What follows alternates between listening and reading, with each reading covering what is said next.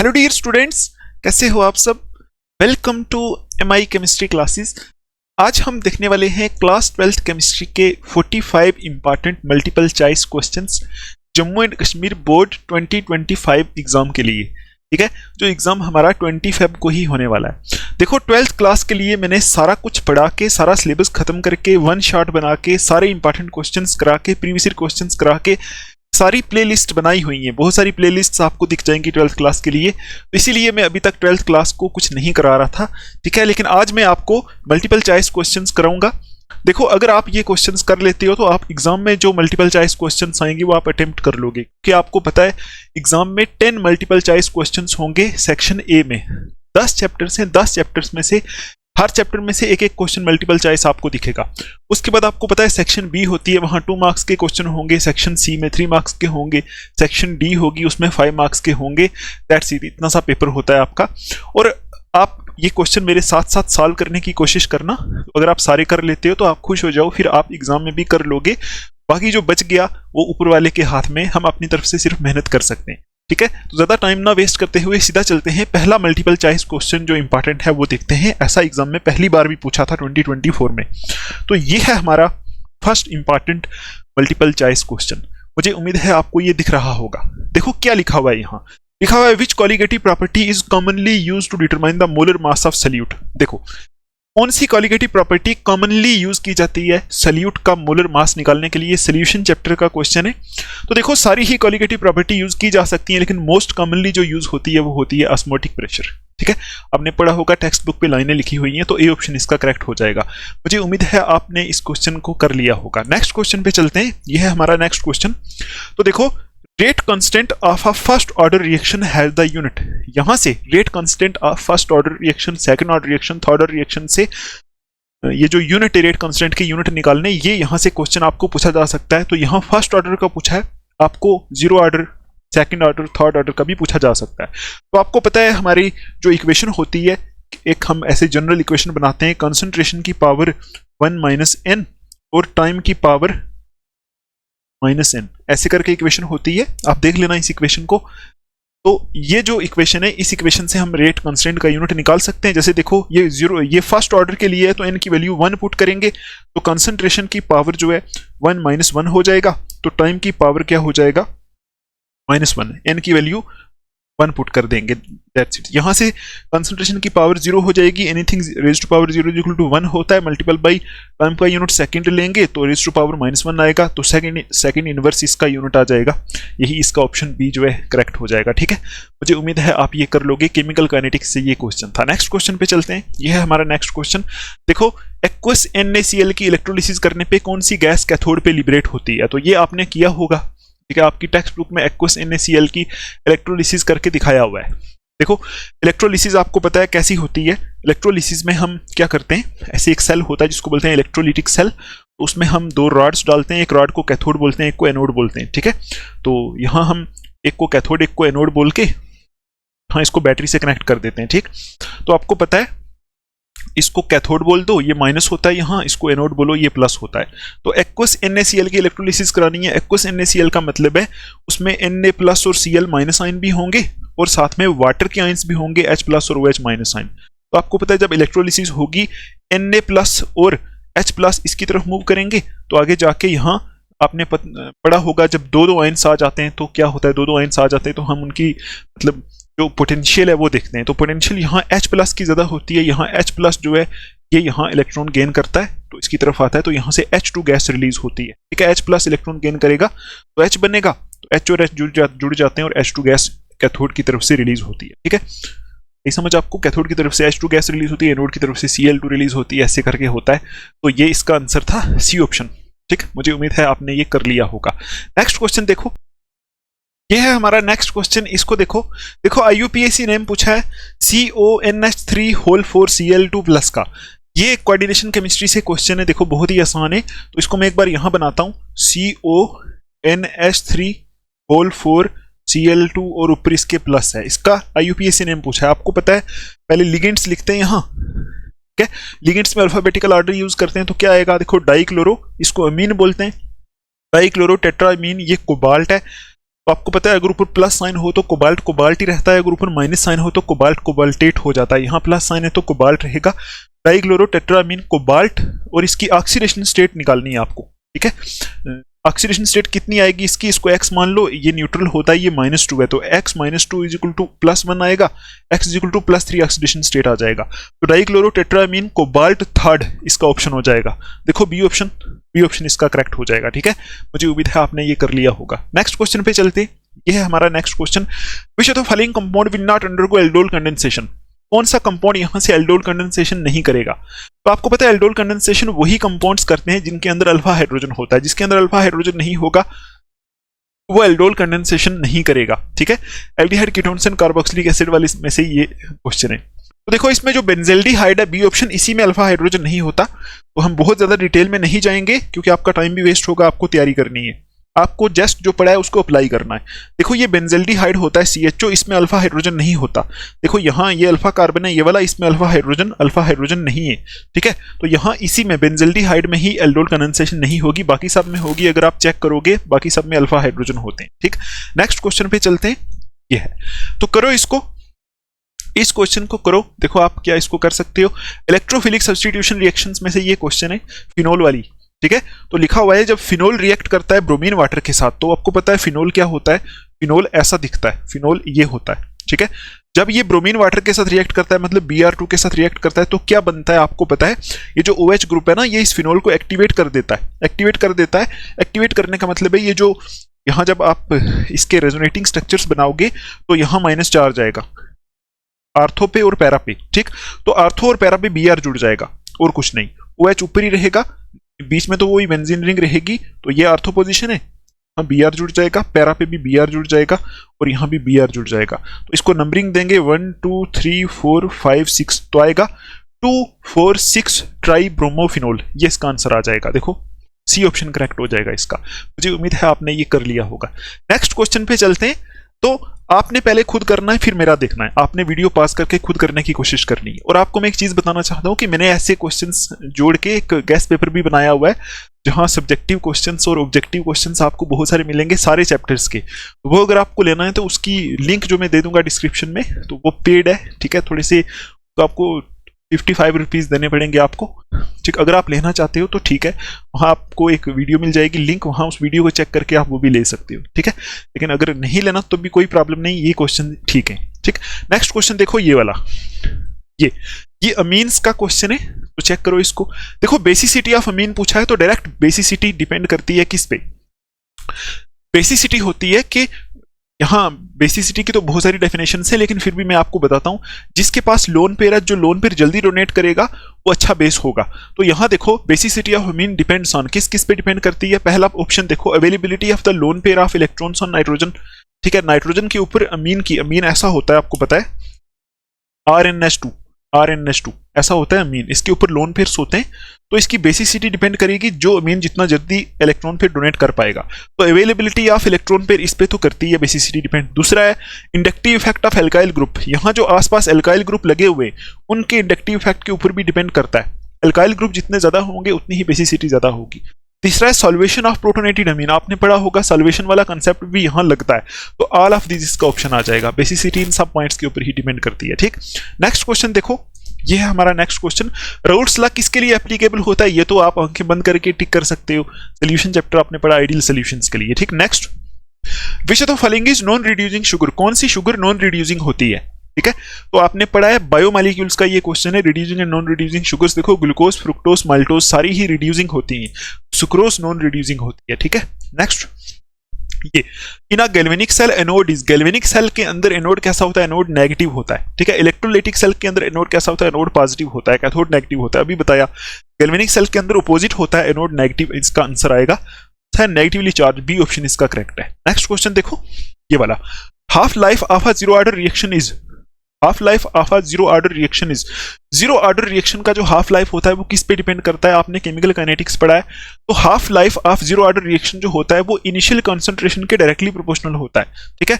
तो देखो directly proportional to the initial concentration, A option इसका करेक्ट हो जाएगा। मुझे उम्मीद है आप इसको कर पाओगे, इस क्वेश्चन को, ऐसे क्वेश्चन को कर पाओगे। नेक्स्ट क्वेश्चन पे चलते हैं। देखो ये विच of the following element exhibit the highest oxidation state, यहां से कौन सा element highest oxidation state exhibit करता है? 2024 के एग्जाम में भी ऐसा पूछा था। देखो डी ब्लॉक में 3 जो होते हैं वो हाईएस्ट करते हैं, मैग्नीज, ऑस्मियम और रुथेनियम। ठीक है, मैग्नीज, ऑस्मियम, रुथेनियम। मैग्नीज जो है +7 तक शो करता है, ऑस्मियम और रुथेनियम +8 तक शो करते हैं, +8 तक। ये 3 एलिमेंट्स हैं जो हाईएस्ट ऑक्सीडेशन स्टेट्स शो करते हैं। तो यहां देखो बाकी तो कोई है नहीं, मैग्नीज है, तो मैग्नीज जो है वो +7 तक शो करता है, यही हाईएस्ट ऑक्सीडेशन स्टेट यहां एग्जिबिट करेगा, यही इसका आंसर होगा। मुझे उम्मीद है आपने ये कर लिया होगा। नेक्स्ट क्वेश्चन पे चलते हैं। ये देखो which of the following is an example of vicinal dihalide. Vicinal position कौन सी होती है? आपको मैंने बताया था जब पढ़ाया था haloalkanes and haloarenes. ठीक है, तो विसिनल पोजीशन होती है 1-2 पोजीशन। विसिनल पोजीशन कौन सी होती है? 1-2 पोजीशन। मतलब जो अगर हमारे पास ये CH2 है, ठीक है, इसके ऊपर अगर मैं यहां Cl लगा लूं, यहां Cl लगा लूं, ये 1-2 पे लगा हुआ है, ऐसी पोजीशन को बोलते हैं विसिनल पोजीशन। तो विसिनल पोजीशन कौन सी होती है? 1-2। तो बी ऑप्शन 1-2 वाला इस पे टिक कर लेना, 1-2 डाइक्लोरोइथेन वाला। ठीक है, next geometry of NiCN4 2- coordination chemistry का क्वेश्चन है। NiCN4 2- की ज्योमेट्री निकालनी। देखो ज्योमेट्री निकालने के लिए आप कौन सी थ्योरी अप्लाई कर सकते हो? वैलेंस बॉन्ड थ्योरी और क्रिस्टल फील्ड थ्योरी, दोनों ही अप्लाई कर सकते हो। हम वैलेंस बॉन्ड थ्योरी से आसानी से निकाल सकते हैं। सबसे पहले आप इसकी ऑक्सीडेशन स्टेट निकालो। आपको पता है निकल का कम्प्लेक्स है NiCN4 2-, ये कम्प्लेक्स है। ठीक, तो ऑक्सीडेशन स्टेट कैसे निकलेगी? इसकी ऑक्सीडेशन स्टेट निकालने के लिए ये इसको x मान लो, इसके ऊपर -1 चार्ज होता है, x - 4 = -2 आएगा, x = +2 ऑक्सीडेशन स्टेट आ जाएगी निकल की, यहाँ +2 ऑक्सीडेशन स्टेट। ठीक है, अब देखो यहां हमें पता है ये CN स्ट्रॉन्ग लिगेंड है, ये पेयरिंग कराता है। तो निकल +2 की कॉन्फ़िगरेशन लिखो। देखो निकल का एटॉमिक नंबर होता है 28, एटॉमिक नंबर 28 होता है, कॉन्फ़िगरेशन होती है इसकी ये वाली। देखो इसको साफ कर देता हूं यहां से। देखो 1 2 3 ऐसे 1 2 3 4 5 6 7 8 D8S2, ये निकल की कॉन्फ़िगरेशन है। निकल 2+ है, यहाँ Ni2+ है, Ni2+ है, तो Ni2+ में 2 इलेक्ट्रॉन चले जाएंगे, तो ये कॉन्फ़िगरेशन हो जाएगी इसकी। ये 3d ऑर्बिटल है, ये 4s ऑर्बिटल है, और आपको पता है कि यहाँ CN लिगेंड लगा है, ये पेयरिंग कराएगा तो इस इलेक्ट्रॉन को इसमें डाल देगा उठा के, इस इलेक्ट्रॉन को उठा के इसमें डाल देगा, ये ऑर्बिटल खाली हो गया। अब ये 4s ऑर्बिटल है, इसमें 4p भी एग्जिस्ट करता है, 4p भी होता है, ये 4p है। तो अब यहाँ कितने CN डालने हैं हमें? 4 CN। तो एक CN को यहाँ डालो, एक CN को यहाँ डालो, एक CN को यहाँ डालोगे और एक CN को यहाँ डालोगे। अब चेक करो हाइब्रिडाइजेशन क्या है, DsP2 हाइब्रिडाइजेशन हो गई। DsP2 हाइब्रिडाइजेशन के अकॉर्डिंग आपको पता है शेप कौन सी होती है? शेप होती है स्क्वायर प्लेनर। यही इसका आंसर है, B option correct. Next question पे ये देखो, ल्यूकास रिएजेंट किसके लिए यूज होता है? आपको पता है अल्कोहल्स के लिए यूज होता है ये ल्यूकास रिएजेंट, याद है ना आपको? ल्यूकास टेस्ट अल्कोहल के लिए पढ़ा था, ये अल्कोहल टिक कर लेना। Next Hinsberg reagent reacts with primary amine to form. देखो ये रिएक्शन भी मैंने आपको पढ़ाई थी, हिंसबर्ग टेस्ट भी बोलते हैं इसको। तो यहां एन अल्काइल बेंजीन सल्फोनामाइड बनता है, एन अल्काइल बेंजीन सल्फोनामाइड बनता है, और वो बेस में डिजॉल्व होता है, मतलब अल्कली में डिजॉल्व होता है। चेक करो, N alkyl benzene sulfonamide soluble in alkali वाला ऑप्शन टिक कर दो। ठीक है, ठीक है, ए ऑप्शन करेक्ट हो जाएगा यहां। तो नेक्स्ट क्वेश्चन पे चलते हैं। ये देखो, Cannizzaro reaction is given by, Cannizzaro reaction कौन देता है? कैनिजारो रिएक्शन वो वाला देता है जहां अल्फा हाइड्रोजन ना हो। तो यहां सारे ही कंपाउंड्स में एक फॉर्मल्डिहाइड है जिसका फार्मूला होता है HCHO, इसमें कोई भी अल्फा हाइड्रोजन नहीं है, तो यही कैनिजारो रिएक्शन देगा। अगर आपको कोई प्रॉब्लम आती है तो टेलीग्राम ग्रुप की लिंक भी मैं दे दूंगा, वहां भी आप पूछ सकते हो। ठीक, ये हमारा इसका ऑप्शन आ जाएगा। नेक्स्ट क्वेश्चन देखो, activation energy of reaction can be determined by using. Activation energy को कौन डिटरमाइन करता है? एक्टिवेशन एनर्जी को डिटरमाइन हम किससे कर सकते हैं? रेहनियस इक्वेशन से। ठीक है, रेहनियस इक्वेशन से कर सकते हैं, तो मुझे उम्मीद है आपको ये आता होगा। Next, elevation in boiling point for a solution is directly proportional to. Elevation in boiling point किसके बराबर होता है? आपको पता है depression in freezing point molarity के बराबर होता है, elevation in boiling point molality के बराबर होता है। तो मोलैलिटी इसका आंसर आ जाएगा, मुझे उम्मीद है आपने कर लिया होगा। नेक्स्ट क्वेश्चन देखो, standard electrode potential of a cell is positive. Electrode potential किसी सेल की पॉजिटिव है, इलेक्ट्रोकेमिस्ट्री का क्वेश्चन है। इलेक्ट्रोड पोटेंशियल पॉजिटिव है तो इसका मतलब है कि सेल करंट दे रहा है, सेल करंट दे रहा है, इसका मतलब सेल के अंदर जो रिएक्शन है वो अपने आप हो रही है। जो रिएक्शन अपने आप होती है उसको स्पॉन्टेनियस बोलते हैं। ऑप्शन चेक करो, the cell reaction is spontaneous, यही इसका आंसर होगा। ठीक है, सेल रिएक्शन स्पॉन्टेनियस है तभी जो सेल की इलेक्ट्रोड पोटेंशियल है पॉजिटिव है। मुझे उम्मीद है आपने ये कर लिया होगा। नेक्स्ट क्वेश्चन ये देखो, major product obtained when ethanol react with concentrated H2SO4। Ethanol आपको पता है, देखो मैं बताता हूं आपको, CH3 CH2OH ये होता है हमारा इथेनॉल। इसको, ये एक्चुअल में डिहाइड्रेशन ऑफ एल्कोहल का क्वेश्चन है, यहाँ OH लगा हुआ है, तो आपको पता है यहाँ CH2 करके इसके ऊपर एक H लगा दो, ठीक, तो यहाँ बॉन्ड लगा दो। तो यहाँ जब कॉन्सेंट्रेटेड H2SO4 लेते हैं तो कॉन्सेंट्रेटेड H2SO4 की प्रेजेंस में इसकी डिहाइड्रेशन हो जाती है, ये निकल जाता है, HOH निकल जाता है, तो ये बॉन्ड्स यहाँ शिफ्ट होती हैं, एल्कीन बन जाता है, यहाँ से CH2 डबल बॉन्ड CH2 बन जाता है एल्कीन। तो इसका आंसर एल्कीन है। एल्कीन कौन सा? इथीन, ठीक है, क्योंकि इथेनॉल दिया है तो इथीन, इसका देखो इथीन बन गया, ठीक है, तो इथीन बी ऑप्शन इसका करेक्ट होगा। नेक्स्ट, ये विच of the following compounds will form cyanohydrin with HCN। आपने एल्डिहाइड कीटोन्स वाला चैप्टर पढ़ा है, उसमें आपको पता है एल्डिहाइड्स के ऊपर एडिशन ऑफ HCN करो तो साइनोहाइड्रीन बनता है, याद है आपको। तो यहाँ एल्डिहाइड टिक कर लो, कौन सा एल्डिहाइड है, यहाँ बी वाला एल्डिहाइड है, CHO ग्रुप लगा एल्डिहाइड है, ठीक है, तो ये बी ऑप्शन इसका करेक्ट होगा। Next, which of the following amines is most basic. कौन सा अमीन मोस्ट बेसिक होगा? जिसके ऊपर सबसे ज्यादा अल्काइल ग्रुप लगे हुए हैं वो मोस्ट बेसिक होगा। सबसे ज्यादा कितने अल्काइल ग्रुप लग सकते हैं? 3। तो चेक करो, टर्शरी वाला, tertiary amine last D option check करो, डी ऑप्शन वाला मोस्ट बेसिक होगा, ठीक है। आप एक बार देखो, अगर मैं कुछ रुकूंगा तो वीडियो लेंथी हो जाएगी, फिर आप देखोगे नहीं, क्योंकि आपका एग्जाम है, आपको थोड़ा सा जल्दी करना है, तो आप जल्दी जल्दी इसको पॉज करके सॉल्व करके आंसर लिखो पहले कमेंट्स में, उसके बाद देखो मेरे वाला, ठीक है।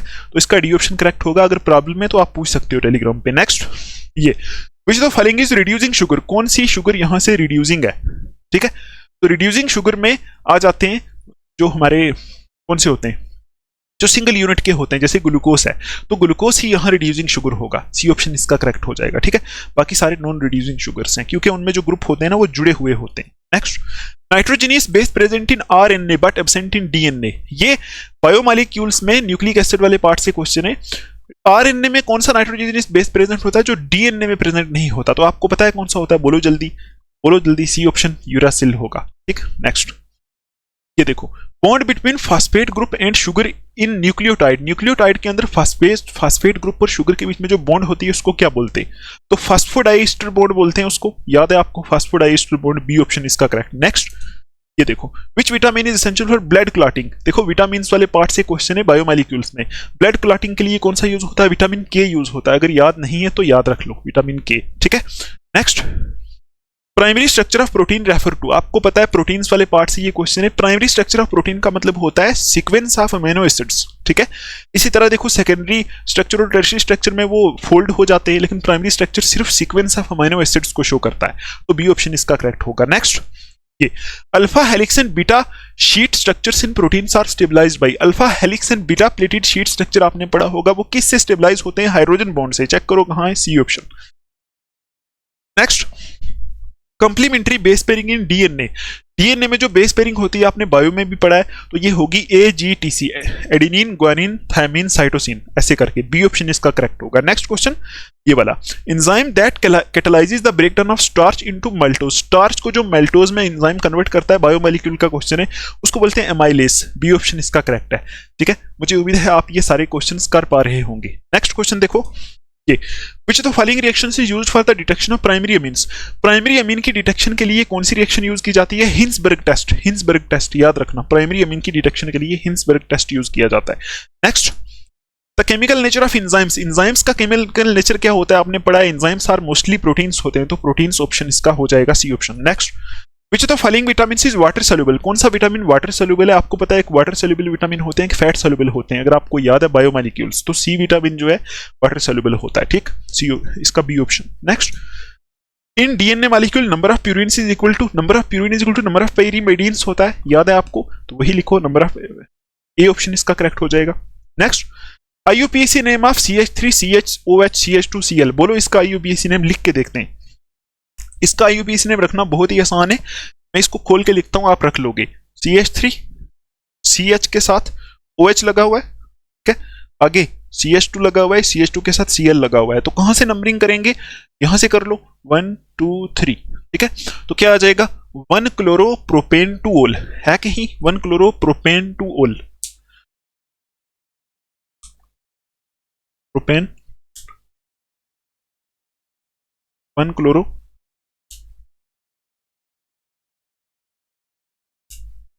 कैसे लगा हुआ है ये? CH3 C के साथ OH लगा है,